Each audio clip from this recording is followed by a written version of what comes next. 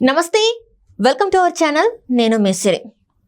చంద్రబాబు గారి visionary. So దీని మీద అయితే డీ కోడింగ్ అని చెప్పేసి అయితే ఒక బుక్ అయితే రాశారు. అయితే ఇందులో ఏంటంటే ఏపీలో రాబోయే కాలంలో ఎలాంటి మార్పులు రాబోతున్నాయి, సో మోదీ గారు కూడా ఎలాంటి అంటే మోదీ గారిని అబ్బురపరిచే మార్పులు అని చెప్పేసి కూడా అంటున్నారు. సో ఈ అంశాన్ని మనకి వివరించడానికి మనతో పాటు ఉన్నారు ప్రముఖ senior journalist, political analyst C S Rao garu. నమస్కారం సార్. నమస్తే. సరే, ఇప్పుడు చంద్రబాబు నాయుడు గారి మీద ఒక బుక్ అయితే రాశారు, డీ కోడింగ్ అని చెప్పేసి. అండ్ ఇందులో ఏంటంటే ఏపీలో ముందు రాబోయే మార్పుల గురించి రాయడం కానీ, అండ్ ఇది ఏంటంటే మన మోదీ గారు కూడా అబ్బురపరుస్తారు అని చెప్పేసి కూడా మనకు వార్తలు వస్తున్నాయి. ఇంతకీ ఏంటి సార్ అసలు? So Chandrababu Naidu visionary, Chandrababu Naidu hitech CM, ఇలాంటివన్నీ సర్వసాధారణంగా ఆయన మీద వినిపించేటువంటి కొన్ని మాటలు.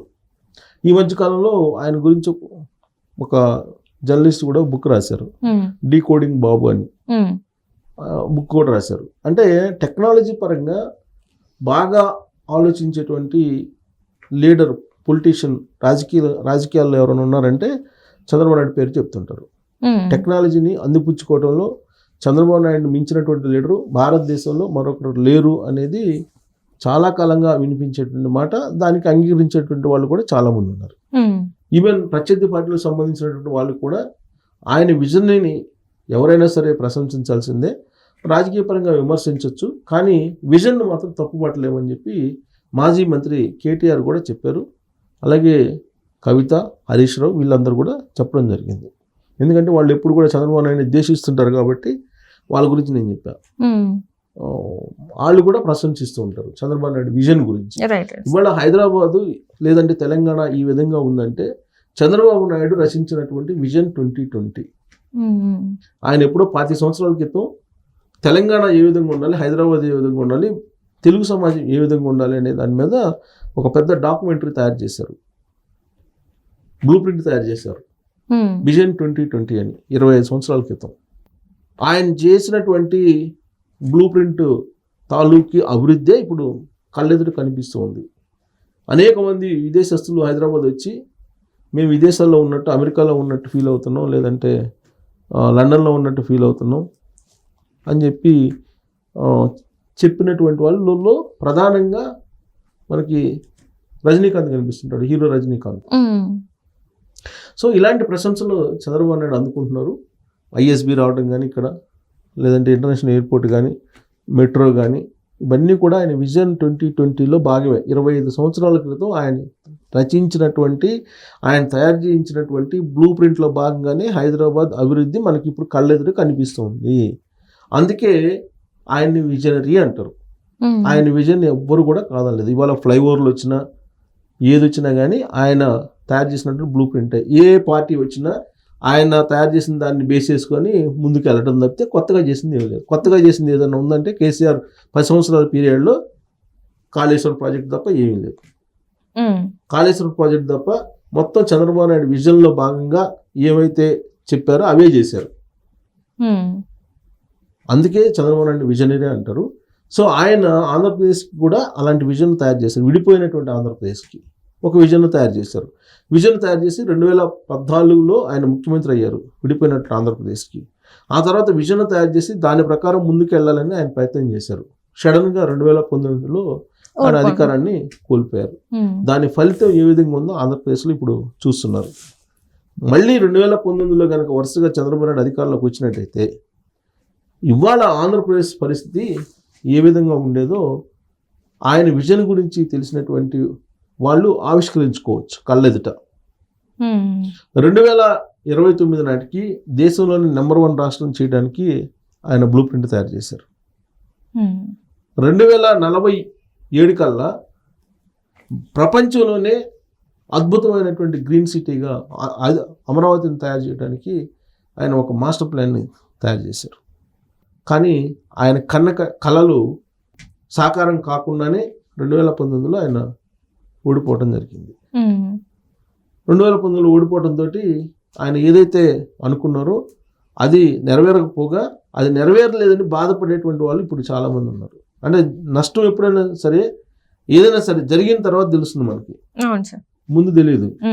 ఏదో చేస్తుంటాం, చేసిన తర్వాత అయ్యో ఇది చేస్తే బాగుండేదే, లేదంటే ఇంత నష్టం జరిగి ఉండేది కాదని ఆలోచిస్తుంటాం. సేమ్ ఆంధ్రప్రదేశ్ ప్రజల యొక్క అభిప్రాయం ఇదే విధంగా ఉంది అనేది ఇప్పుడు చాలా మంది చెప్తున్నటువంటి మాట. నిజంగా అలా ఉందా వాళ్ళు లేదా అనేది ఎన్నికల్లో రేపు తెలియబోతుంది. అయితే ఇక్కడ ఏం చేయబోతున్నారు, ఒకవేళ 2019 పోయింది, 2024 వస్తే చంద్రబాబు నాయుడు ఏం చేయగలరు ఇప్పుడున్నటువంటి పరిస్థితుల్లో? ఎందుకంటే ఆల్రెడీ దాన్ని 10 లక్షల కోట్ల రూపాయల అప్పులు రాష్ట్రంగా మార్చేశాడు జగన్మోహన్ రెడ్డి. అభివృద్ధి లేకుండా చేశారు, ఒక విధ్వంసం సృష్టించారు అనేటువంటి ఆరోపణలు తెలుగుదేశం పార్టీ చేస్తున్నటువంటి క్రమంలో అసలు మళ్ళీ చంద్రబాబు నాయుడు ఏదైతే విజన్ బ్లూ ప్రింట్ తయారు చేశారో విడిపోయిన ఆంధ్రప్రదేశ్ మీద, దాన్ని మళ్ళా ట్రాక్ ఎక్కించేటువంటి పరిస్థితి ఉందా అని అంటే, చంద్రబాబు నాయుడు గురించి తెలిసినటువంటి వాళ్ళు చెప్పే మాట ఏంటంటే డెఫినెట్గా ఆయన ట్రాక్ చేయగలరు, ట్రాక్లో ఎక్కించగలరు, మళ్ళీ అభివృద్ధి పదాన ఆంధ్రప్రదేశ్ని తీసుకెళ్ళగలరు అని చెప్పి కాన్ఫిడెంట్గా చెప్తున్నారు. ఎలా తీసుకెళ్ళగలరు అని అంటే కూడా చెప్తున్నారు, దానికి సంబంధించిన బ్లూ ప్రింట్ కూడా ఉందని చెప్పి చెప్తున్నారు. సో ఇదంతా కూడా ఎందుకు చెప్తున్నానంటే ఆయన హైటెక్ సీఎం, టెక్నాలజీని అందిపుచ్చుకునేటువంటి సీఎం. ఇప్పుడు టెక్నాలజీని అందిపుచ్చుకులో ఏ విధంగా అందిపుచ్చుకోబోతున్నారు ఆంధ్రప్రదేశ్లో రేపు 2024లో ఆయన అధికారంలోకి వస్తే, జూన్ 4వ తారీఖు రిజల్ట్ వస్తే ఆయన ప్రమాణ స్వీకారం చేసిన తర్వాత ఆయన చేసేటువంటి మొట్టమొదటి పని ఏంటంటే ప్రస్తుతం ఉన్నటువంటి టెక్నాలజీని అందిపుచ్చుకుంటారు. ఆ టెక్నాలజీ ఏంటంటే artificial intelligence, data, cyber security, వీటిని అందిపుచ్చుకుంటారు ఆయన. వీటిని అందిపుచ్చుకొని దానికి సంబంధించినటువంటి కంపెనీస్ని ఆహ్వానించేటువంటి అవకాశం ఉంది ఆంధ్రప్రదేశ్లో. కంపెనీస్ని ఆహ్వానించడంతో పాటు ఆయనకు ఒక బ్రాండ్ వాల్యూ ఉంది కాబట్టి ఇమీడియట్గా వచ్చేటువంటి అవకాశం ఉంది. ఒకవేళ అక్కడికి రాకపోయినా కానీ అక్కడ ఉన్నటువంటి యూత్కి ఉద్యోగాలు కల్పించేటువంటి ప్రయత్నం ఎలా చేస్తారు అనే దాని మీద మనం చర్చించుకుంటే, ఏ విధంగా డీకోడ్ బాబు అనేది పుస్తకం రాశారు, బాబు ఏ విధంగా డీకోడ్ అయ్యారు అని చెప్పి మనం విశ్లేషణ చేసుకోవచ్చు. ఏంటంటే వర్క్ స్టేషన్స్ అనేవి ఇప్పుడు స్టార్టింగ్లో ఉన్నాయి. అన్ని సిటీస్లో కూడా వర్క్ స్టేషన్స్ అనేవి అక్కడక్కడ ఒకటి కనిపిస్తున్నాయి, ఇప్పుడు ప్రైమరీ స్టేజ్లో ఉన్నాయి. వీటిని ఆంధ్రప్రదేశ్లో చాలా వేగవంతంగా తీసుకెళ్తాడు చంద్రబాబు నాయుడు, తీసుకెళ్లే అవకాశం ఉంది. ఎందుకంటే నాకున్నటువంటి పరిచయం, లేదంటే నాకు ఆయన పరిపాలన దగ్గరగా చూసినటువంటి అనుభవం ఉంది కూడా. కాబట్టి హైటెక్ ఏదైతే ఉందో టెక్నాలజీ అంటే ఐటీ, ఇన్ఫర్మేషన్ టెక్నాలజీ, దాన్ని అందిపుచ్చుకోవడానికి అప్పట్లో కర్ణాటక చాలా ముందుండేది, వేగంగా ఉండేది. దాన్ని అధిగమించేలాక హైటెక్ సిటీ కట్టారు. హైటెక్ సిటీ కట్టకపోతే సాఫ్ట్వేర్ కంపెనీలు రావా అనేటువంటి వాళ్ళు కూడా ఉన్నారు, అప్పట్లో విమర్శలు చేశారు. కానీ హైటెక్ సిటీ కట్టినందువల్లే ఇక్కడ ఐటీ వేగవంతమైంది, అట్రాక్ట్ కాబడింది. సేమ్ అలానే అక్కడ వర్క్ స్టేషన్స్ ఏర్పాటు చేసి ఆంధ్రప్రదేశ్లో రాబోయేటువంటి రోజుల్లో మల్టీనేషనల్ కంపెనీలు అన్నింటినీ కూడా ఆహ్వానించి ఎంఓయూలు కుదుర్చుకొని అక్కడ ఉన్నటువంటి వర్క్ స్టేషన్స్ తోటి వర్చువల్ అనుసంధానం చేయడం ద్వారా ఇంటి నుంచే పని చేయించేటువంటి వెసులుబాటు కల్పిస్తారు చంద్రబాబు నాయుడు. డెఫినెట్గా అది జరగబోతుంది. అందుకే ప్రతి వేదికలో ఆయన చెప్తున్నారు, మీరు ఇంటి నుంచే పని చేస్తారు, ఇంటి నుంచే మీరు శాలరీ తీసుకుంటారు, అలాగే ఇంటి పట్టున ఉంటారు, ఇంట్లో వాళ్ళతో కలిసి ఉండేలాగా ఇంటిలో ఉంటూనే జాబ్ చేసుకునే వెసులుబాటు నేను కల్పిస్తానని చెప్పి చంద్రబాబు నాయుడు చెప్తున్నారంటే వర్క్ స్టేషన్స్ పెట్టబోతున్నారు. వర్క్ స్టేషన్స్ పెట్టినందువల్ల ప్రపంచంలో ఉండేటువంటి ఏ కంపెనీతోటైనా సరే నువ్వు ఇంట్లో ఉండి పని చేయొచ్చు, పనిచేసినటువంటి వెసులుబాటు, అలాంటి వసతులని చంద్రబాబు నాయుడు కల్పిస్తారు. దీంతో పాటు ఆయన ఏం చేస్తారంటే ఫ్రీ వైఫై, రాష్ట్రం మొత్తం ఫ్రీ వైఫై ఇచ్చేటువంటి ఒక ప్లాన్ కూడా ఆయన చేయబోతున్నారు. ఆల్రెడీ రిలయన్స్ వాళ్ళు ఒక ప్లాన్లో ఉన్నారు. ఏంటంటే ఇప్పుడు మన టవర్స్, సిగ్నల్స్ కోసం టవర్స్ పెద్ద పెద్దవి చూస్తున్నాం, కానీ అలాంటి టవర్స్ ఉండవు రాబోయే రోజుల్లో.